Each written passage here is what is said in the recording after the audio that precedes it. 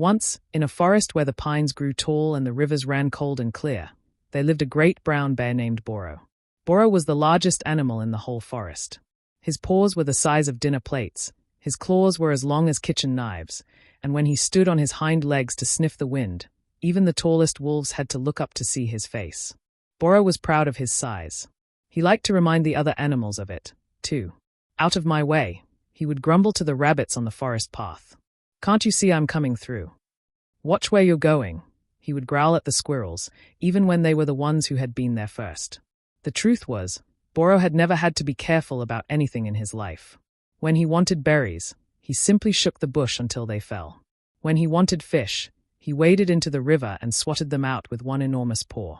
When he wanted to sleep, he found the widest, warmest patch of moss and pushed aside whatever creature happened to be resting there before him.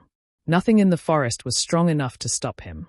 And so, over the years, Boro had come to believe that strength was the only thing that mattered, and that anything small was not worth his attention, let alone his respect. One golden afternoon in early autumn, Boro was making his way through the meadow at the forest's edge, following the sweet smell of ripe blackberries. The meadow was humming, quite literally, with the sound of bees moving from flower to flower, gathering the last nectar of the season before the cold months came. Among them was a small honeybee named Nettle. Nettle was, by any measure, unremarkable. She was not the fastest bee in her hive, nor the strongest, nor the one who could carry the most pollen in a single trip. But she was steady. Every single day, from the first warm light of morning until the shadows grew long, Nettle flew from flower to flower, filling the little baskets on her legs, again and again and again, and carrying her small offering back to the hive. She did not do this because it was exciting.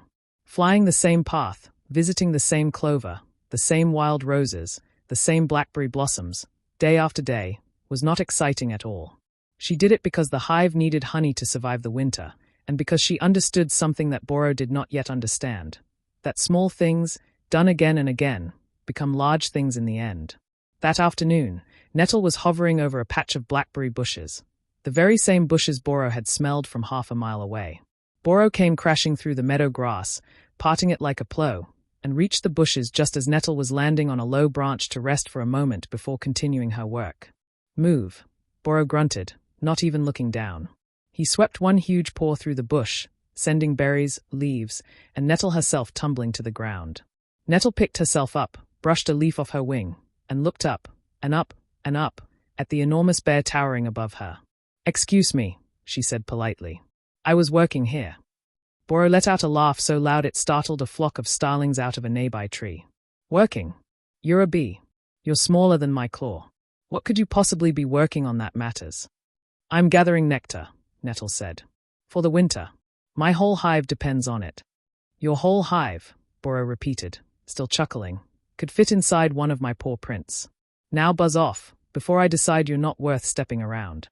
And with that, he lowered his great head and began devouring the blackberries by the pawful, not even bothering to check where he was putting his feet. Nettle rose into the air, hovering just out of reach, and watched him for a moment. She was not the kind of bee who enjoyed conflict. But she was also not the kind of bee who forgot an insult easily. "You shouldn't be so quick to dismiss small things," she said. "Even the smallest sting can teach the largest lesson." Boro didn't even look up. "Is that a threat? From a bee?" "It's a fact," said Nettle. And she flew off toward the hive, her legs heavy with pollen, leaving the bear to his stolen berries. For the rest of that day, Boro thought nothing more of the encounter. Why would he? He was the biggest thing in the forest. What did the opinion of an insect matter to him? But word travels quickly in a meadow, and by evening, every bee in Nettle's hive had heard the story of how the great bear had knocked her from her perch, scattered her morning's work across the dirt, and laughed in her face. The hive's eldest bee, an old worker named Comb, gathered the others around the entrance as the sun went down. "We are small," Comb said, her wings crackling with age, "and the bear is large. That will not change tonight, and it will not change tomorrow. But smallness has never meant weakness. It only means we must be wiser about how we use what strength we have." "What can we do against something that size?" one of the younger bees asked. "Nothing, alone," said Comb. "But we are not alone. We are hundreds. And a bear, for all his size, has only one nose, 2 eyes, and no fur at all on the tip of it." The bees buzzed thoughtfully at that. "We will not attack him," Comb continued. That is not our way, and it would cost us more than we could afford. But the next time he comes for something that is ours, he will learn that taking from the small does not come without a price. Autumn deepened, and the blackberries grew scarcer, but the wild apple trees at the edge of the meadow began to ripen, heavy and red and impossible for a bear to resist. Boro found them within a week, and, true to his nature, decided the whole grove belonged to him the moment he arrived. What Boro did not know was that a very old apple tree at the center of the grove had a hollow trunk, and that hollow trunk had, that very season, become home to Nettle's hive. The bees had moved their entire colony there for the winter, drawn by the tree's shelter and its sweetness. Boro smelled the apples before he saw the tree, and when he reached it, he reared up on his hind legs, wrapped his great arms around the trunk, and began to shake it with all his strength, sending apples raining down onto the grass. He did not notice the low, rising hum coming from inside the hollow trunk. He did not notice it building, gathering, growing louder, not until the first bee flew out and landed, quite deliberately, on the tender skin just above his left eye. "Oh!" Boro roared, swatting at his face, but it was too late. Where there had been one bee, there were now 100, then 200, all of them pouring from the hollow of the tree in a dark, furious cloud. They did not attack all at once, and they did not attack cruelly. Comb had been very clear about that. Instead, they simply refused to let him alone. A sting on his nose, a sting on his ear, a sting on the soft, unprotected skin around his eyes, where even his thick fur could not protect him. Boro bellowed and thrashed and ran, actually ran, the great bear who had never once had to run from anything in his life, crashing through the underbrush with 200 bees in pursuit, until he reached the river and threw himself into the cold water, submerging everything but his snout, gasping, stung, and utterly humiliated. The bees did not follow him into the river. They had made their point. One by one, they peeled away and flew back toward the apple tree, back toward the hive, back to the work that mattered far more to them than a single bear's pride. Boro stayed in that river for a long time. His nose throbbed. His ears throbbed. One eye had swollen nearly shut. And beneath the pain, something else was throbbing too, something that felt uncomfortably like shame. He had been beaten. Not by a wolf, not by another bear, not by anything with claws or teeth or size to match his own. He had been beaten by creatures so small he could have crushed a dozen of them beneath a single claw, and he had not even seen it coming. When the sun began to set and the cold of the water became harder to bear than the sting of his wounds, Boro finally climbed out, dripping and defeated, and made his way, slowly, this time, and carefully, back toward the apple grove. He found the hollow tree easily enough. He could have knocked it down in one swipe. He could have torn the whole hive apart in revenge, and some low, wounded part of him wanted to. But he didn't.